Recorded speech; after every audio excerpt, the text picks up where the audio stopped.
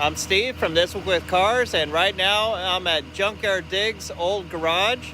They're moving into a new garage, new shop that they're setting up, and behind me is a Datsun 280Z that I guess Kevin bought and didn't know it was fuel injected, so he thought it would be a better project for me to work on, and so I'm going to load it up and get it over to my shop.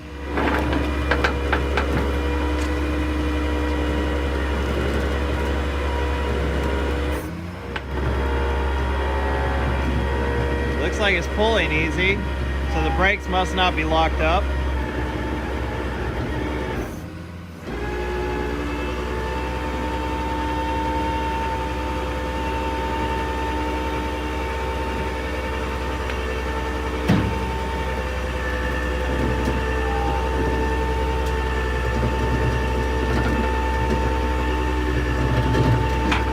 Well, I have the car loaded up, so I'll see you sometime in the future when I have a chance to take a look at this Datsun. All right, it's sometime in the future. I think it's been a couple weeks, maybe 2 or 3 weeks since I picked up the Datsun. Right now it's negative 17 degrees Fahrenheit outside, so I need to take care of a few things on this before I try to even move it outside, because I want to spend as little amount of possible outside today. So as was apparent when I picked up the car, it does have a flat tire on the side, so I'm going to have to fix that. There's no fixing the tire itself. You can see it's just come completely apart. Let's see if there is a spare tire in the car at all.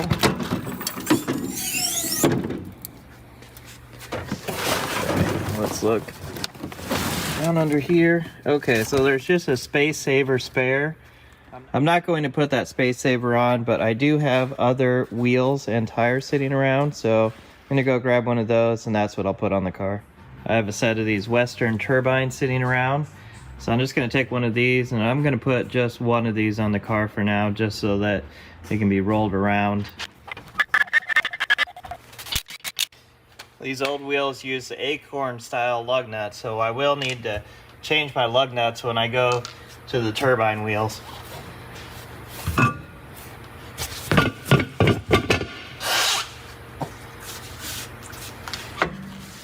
These are kind of a pain in the butt because you need to lift the wheel up to get it up onto this surface because it doesn't ride on the lug nuts. So I like to turn it so that it's straight up and down like that. Sometimes the studs are long enough that you can just get a couple lug nuts started and then pull the wheel up onto the lug nuts.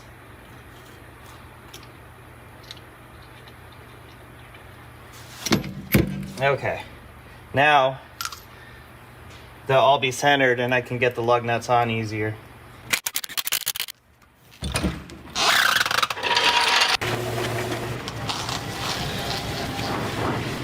As you can see, I have the Datsun 280Z moved up here so I can work on it. But we need to cover a few things first. I got this car from Kevin over at Junkyard Diggs. Now, he has a video of him finding this car and maybe doing some work on it. However, I haven't seen it. We are releasing this video and his video on the same day, so I haven't seen his. I don't know what he's tried on this car yet. I don't know what he's done. I don't know exactly what it looked like when he bought it. I've seen a couple pictures of the shed that he pulled it out of, and that's about it. So if you haven't already seen his video, now's a great time to pause this video, go over to Junkyard Diggs and watch his video on this car as it precedes any of this video, and then come back to my video and continue watching from here. Well, let's take a quick look at this. As you can see, it is pretty rusty, especially down on the rocker panels. Inside, yeah, it's pretty dirty. Carpet's pretty bad. Bunch of stuff in the back there. At least all of the wheel covers are here, and most of the interior is intact. Coming up to the engine bay, these are probably some of the worst ignition wires that I've ever seen. I mean, one of these, there's just the core left of it that's holding it together there. So obviously I'll need to take a look at that. There is no battery in it. That's where I'm going to start. Put some power to the car, see what happens. So this car needs a lot of work just by looking at it. Luckily, one of the spark plug wires is still connected. I don't know if Kevin did that or if it was actually there, but that could be a good basis of which cylinder is cylinder 6 on the distributor. If that's not the case, then we'll have to find top dead center. Let's go around to the other side. It looks like the radiator might be leaking with all this corrosion here. That's a good sign that the radiator has been leaking. We're missing our little hose right here. I hope that not too much has gone into the intake there. I hope that the engine is still in okay shape. I have the battery sitting in there now. I did have to pull out that plastic tray. That was actually the original plastic tray for this car, and it had a little drain that went down to the frame there. And after I did that, I set the battery in there, and the whole battery bracketry had collapsed. Luckily, the battery will not fit down because of the fender, so I've got the bracket just kind of sitting in there. And it looks like they were just using some of these wires here that they twisted together to hold the battery in before. So I've also pulled these out to get them out of the way, try to get anything that shouldn't be in there out of this car. Now let's just lightly touch the negative terminal here. I already have the positive hooked up. See if there's any spark. There's not. Must be safe to hook up. Yeah, let's go inside, turn the key, and see if anything happens. Real quick, I should check the oil, make sure there is some. Yep, looks like there's plenty of oil in it. Here we are inside of the lovely Datsun. You can probably see some of this dust blowing around in front of me here. But let's turn the key to on. Nothing happened there. Let's hit the starter, see if anything happens. No. Okay, nothing is happening at all inside the car. Nothing turns on, nothing does anything. So we are connected to the battery, but we don't have any power. So the next place to look is the fusible links. You can see some examples right here. The different colors on these fusible links represent what resistances these are going to melt at. And these cars have 4 of these. 2 in this box, which should have a plastic cover on it, and normally they're mounted so that this part with the wires would be facing up. Someone's been in here and messed with this. This one here, you can see, is all kinds of messed up. So I think first thing I'm going to do, you can see that this one here has been bypassed. They cut this wire, which usually went here, then went through a fusible link down to this other side. Well, they've just bypassed that and taken it straight to this side without a fusible link. This one, however, here just has this really junky wire right here. And I do think I have some fusible links sitting around, but for right now, I'm going to get my jumper lead that has a circuit breaker installed on it and put it here instead. That way it's a lot safer option and I'm not burning up fusible links. I was walking around the car to get my jump leads and I noticed that the brake lights are on. So need to deal with this first before we move on to the fusible links, because if I leave these on, it's going to drain the battery down on me and then we'll run into more problems and more issues. Okay, so I am in the driver's footwell right now, and if you go up the brake pedal there is the switch for the brake light. I'll see if I can reach up in between there. Oh, okay. Maybe that switch has just completely disintegrated. Looks like part of that switch fell apart once I pushed the brake pedal in, and that is why it's not being pushed back to cut the circuit and turn the brake lights off. So I'll have to pull off the connectors right there on the back of that switch in order to turn the brake lights off.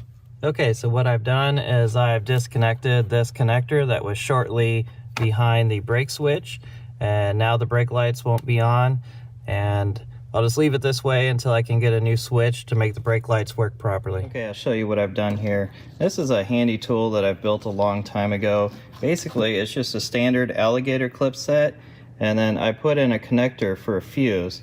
And you can buy these circuit breakers at an auto parts store, and they will fit into a standard spade fuse box. And so now this has a 25 amp circuit capability, and if I connect this up to something that draws more than 25 amps, it'll trip the circuit breaker and cut the power to it. So I have my alligator clips hooked up where the fusible link would go, where that green wire was before. And I'll hop back in the car, see if this has made any difference. Right, turn the key again, if I can find it. Hey, there we go. Now I've got power. Let's see. Let's give it a crank, see if anything happens. Nothing. You can hear the starter solenoid trying to click over, but the starter is not running.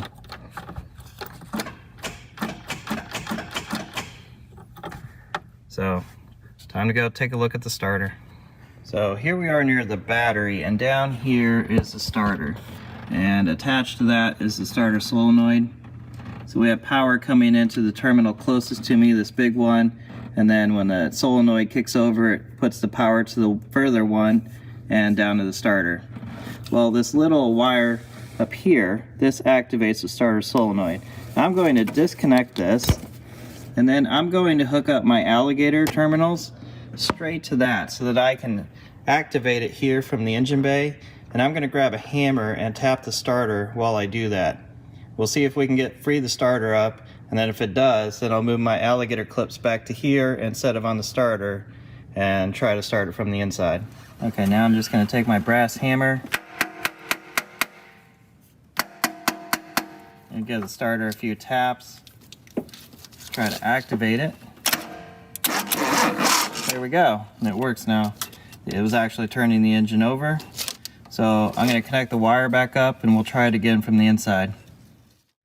Back inside, I know the starter works, but will it work from in here now? No. There it goes.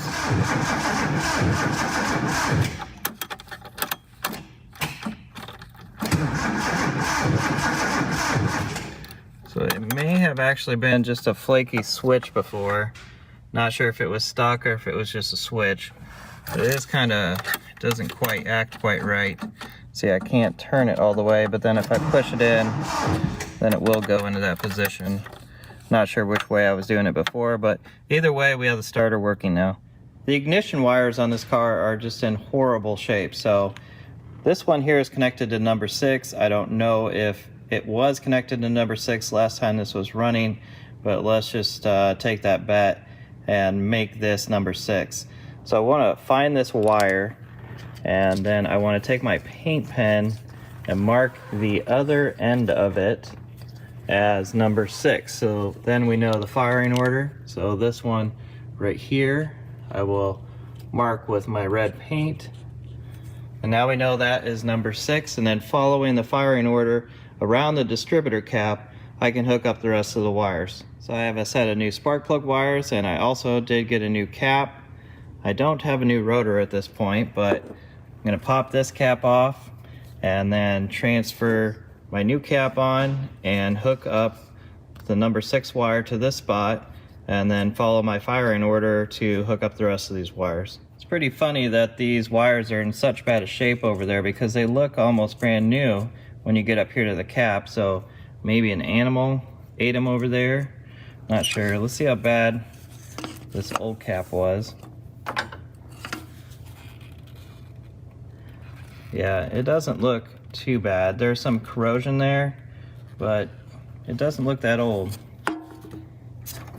Rotor.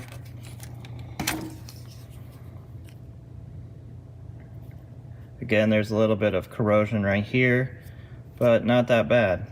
Looks perfect inside there still. These cars do use an electronic ignition system. They don't use points, so I don't have anything to deal with the points here. So the ignition system is either going to work or it's not. There's no in between, and an electronic ignition system like this doesn't require the maintenance every year like a point system does. You can't see it right now, but I have all my wires laying on the fender over here, and I do have them ordered from longest to shortest. So number 6 was right here before. I guess I don't need any of this anymore. There's a bit of the old spark plug wire left on that one. Next after 6 would be 2, and then we've got 4, and then 1. Next is 5, and of course last is 3.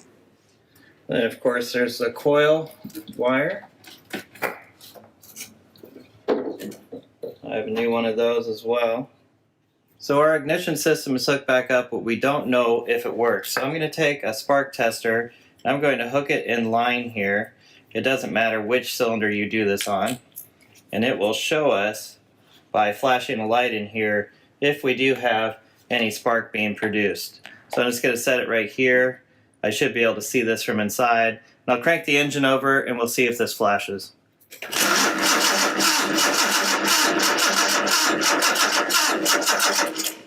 I didn't see any flashes from inside, so I don't think that we have any spark right now.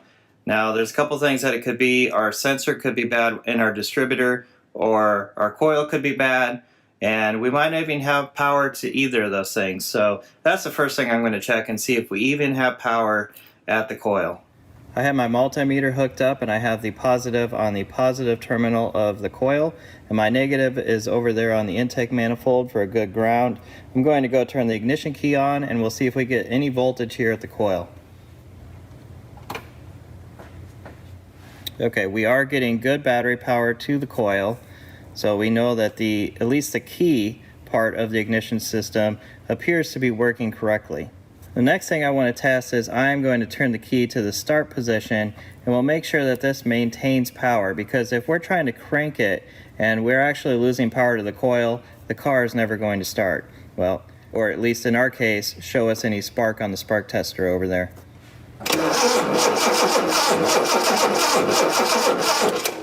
We didn't maintain 12 volts while I was cranking the engine, but it was 8-9 volts, which is completely acceptable. So we do know that the coil is powered while cranking as well. I'm going to go turn the key off so that I'm not draining the battery.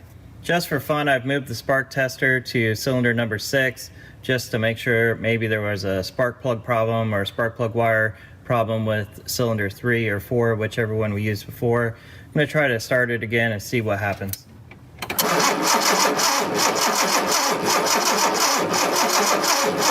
Okay, this was flashing this time, so maybe while I was testing the coil I might have jiggled something loose, and now the coil does have power when it didn't before. So, but I'm not sure if it's just this cylinder, so I'm going to move this back over to the cylinder it was in before and test it and see if that cylinder has any spark.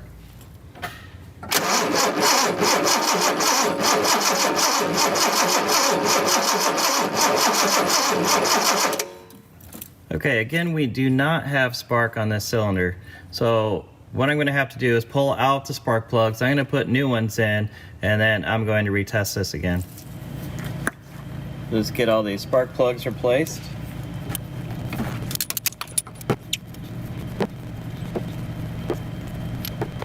The spark plugs I've been pulling out haven't looked that bad, so a little confused as to why I'm not getting spark on that cylinder.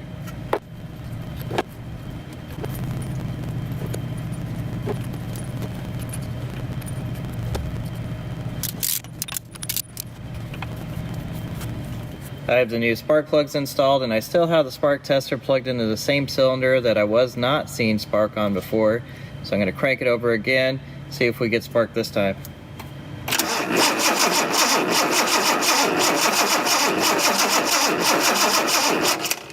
Still no spark, so that's really strange. So what I'm going to do now is hook up the spark tester on every single cylinder to try to give us a clue of what's going on. Maybe it's a bad spark plug wire, but these are brand new. It's all off of the same cap, which is brand new. So you would think that if one cylinder was getting a spark, they all would. So let's move the tester along and see what we find out. This is cylinder number 1. Cylinder number 2.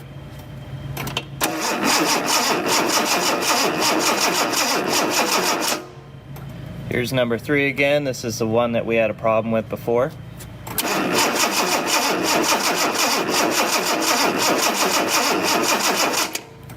Number 4.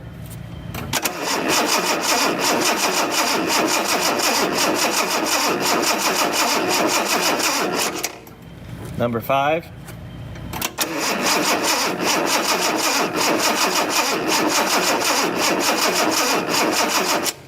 And number 6.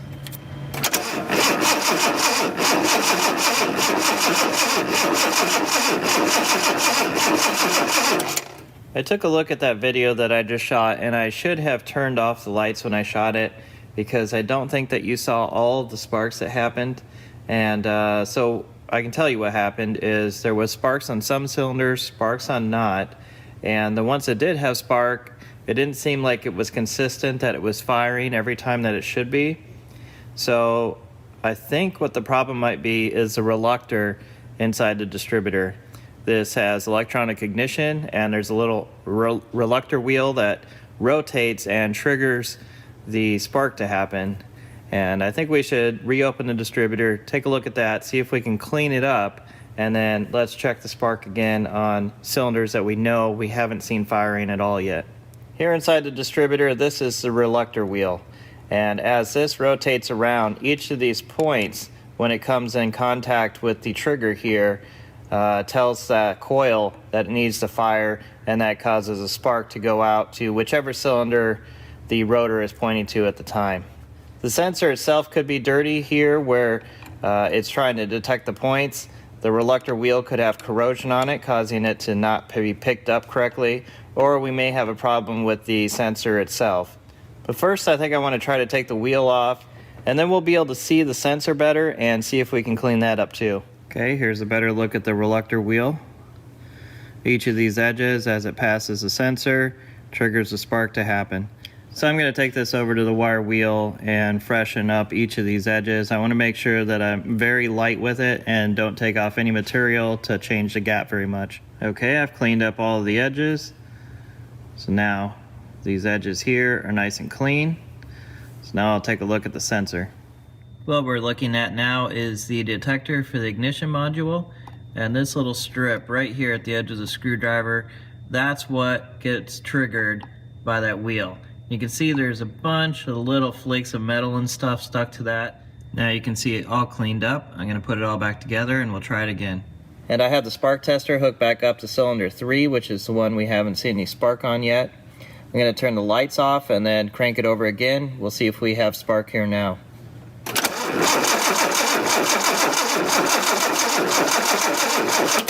We have a good spark there now. We had no spark before, and now it's even a consistent spark. So I'm going to leave the ignition system as it is now, and let's go take a look at the fuel system. To give you a little idea where we are, here is the differential in the back, and the fuel pump is located right here, right to the inside of the right rear wheel, and it looks like the wires have been disconnected from it, and they should be coming through. There they are right there. So here's the wires that probably did go to the fuel pump. I'm not sure why someone had disconnected these. Kind of looks like maybe there was just a wire nut on there. So the first thing I need to do is put my multimeter on here and see if we are going to get any power from the key down to these wires to activate the pump should we have one that works. I have the leads for my multimeter connected up to the 2 wires there so I can watch this. I'm going to go turn the key on and we'll see if we get any voltage here on the multimeter. My multimeter does have Bluetooth, so I have my phone connected to the multimeter, and now as I turn the key we'll watch and see if we get any voltage there, and if we do, okay, there we go. So the ignition key does turn on the power to the pump. So now we can test that pump, see if it's good. If it is, we'll hook the wiring back up.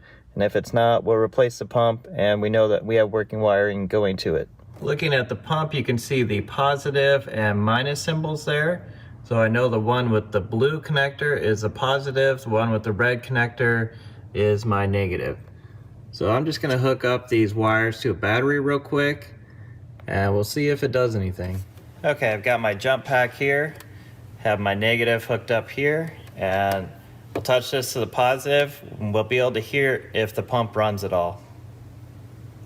So that's, no, you can see it's sparking, it's taking power, but the pump must be seized. Probably from old gas has gummed it up, and the pump no longer works. So that means I now need to get this pump out of here and replace it with a new one. I have the old pump out. You can see that someone has wrapped it in duct tape so that it would fit correctly into that clamp. So I'll grab a new pump and put it up here, and we'll see if we need to fix some of the stuff that they botched before we put the new one on. And then and I'm also going to want to put a filter in line so that if there's anything in the tank, it doesn't get sucked into the pump. Before I hide everything in corrugation, I want to show you what I did. Obviously, here's the new pump. I did connect some new wiring up to the old wiring here, and I'll put this into corrugation so that it doesn't rub on anything. And then I've also replaced all of the hoses that run from the pump to the tank. And then I've added a filter here. So this will connect up here to the new hose right there. But for right now, I'm not going to be using the fuel tank. I have right here, hanging from the rear bumper, a little drip gas tank. It's got a valve so I can shut it off. I'm going to connect this straight up to the fuel filter, and I'll run the car off of this bottle for now. As the corrugation is on and the fuel is hooked up, time to get in, turn the key, and see if the pump runs. Okay, I'll turn the key, we'll see if we hear the pump, and then we can check the fuel, make sure that it did pump fuel up through the filter. Yep, I can hear the pump running. You can hear it sucking fuel in now. Let's check the engine bay, make sure there isn't any leaks. I can hear the fuel coming up here now. I don't know if you can hear that. There's a bit of crackling. Okay, there is some fuel leaking right there.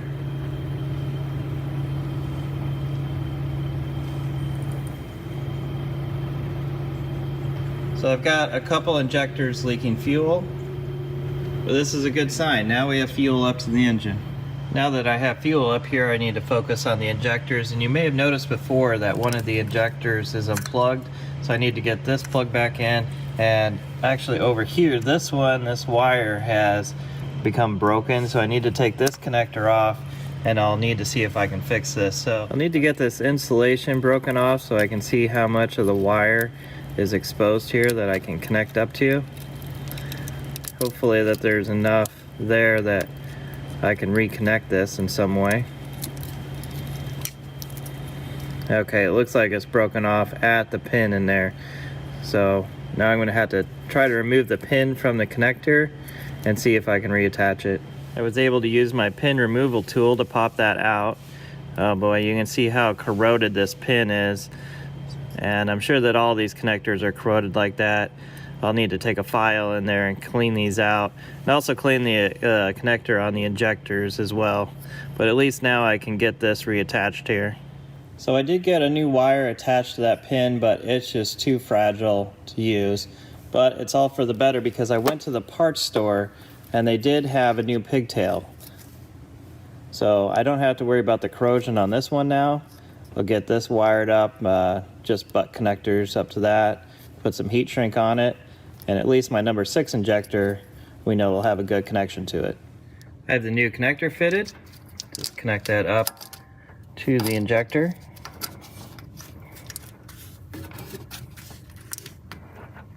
There we go.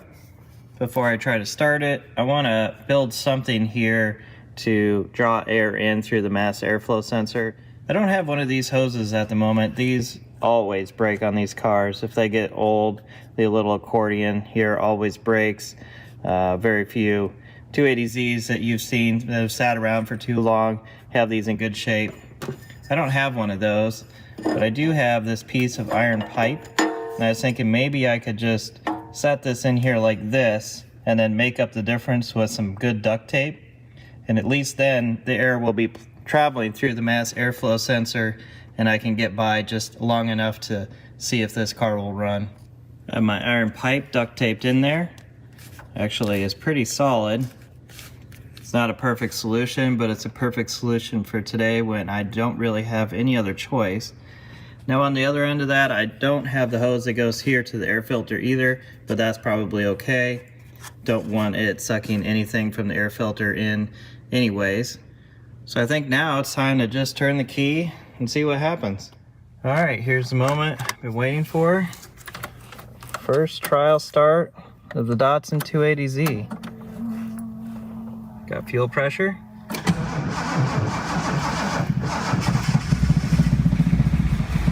There it goes, it's running.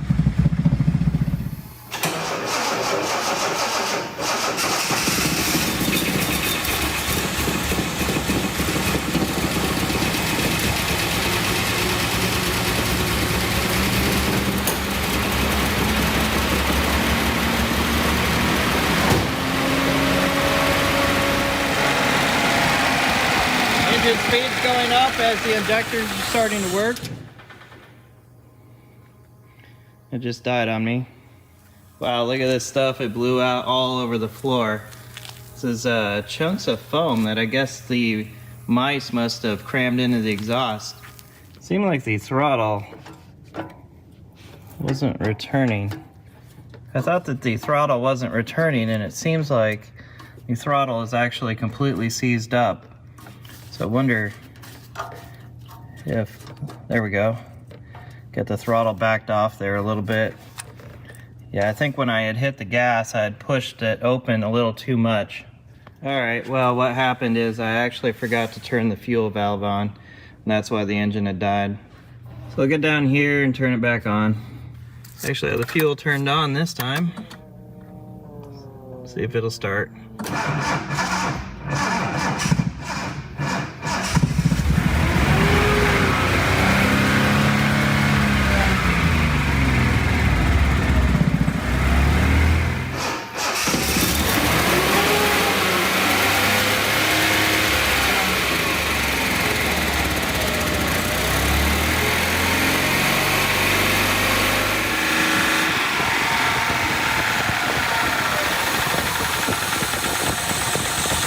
Get that throttle pulled up again. See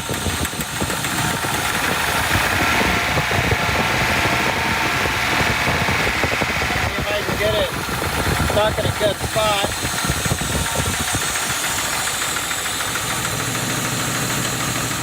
Well, there you go, a running 280Z out of a junkyard or a barn or wherever Kevin got this thing. I don't need my circuit breaker connected anymore. And I found a kit of fusible links that I had in the back. As I stated, these are different colors because they're different amperages. And the one that I have missing, I believe, should be red. So I'll take one of these red fusible links and I'll put it there instead. It's pretty simple, that's all there is to it. It just loops from one terminal to the other. And then there would be an opaque white plastic cover that covered this up so you didn't get water inside of here. Right now it's about 5 o'clock at night and there is just a little bit of daylight left, so if I can get the clutch working, then we can find out if this thing drives or not. Clutch master cylinder is right here. I'll try to get this cap off and see what it looks like in there. I got the cap off and there is still fluid in it, so that's a good sign that it's not leaking. I haven't even tried it to see if it works. Okay, pushing on the clutch pedal, there is zero resistance there, so I don't think it works.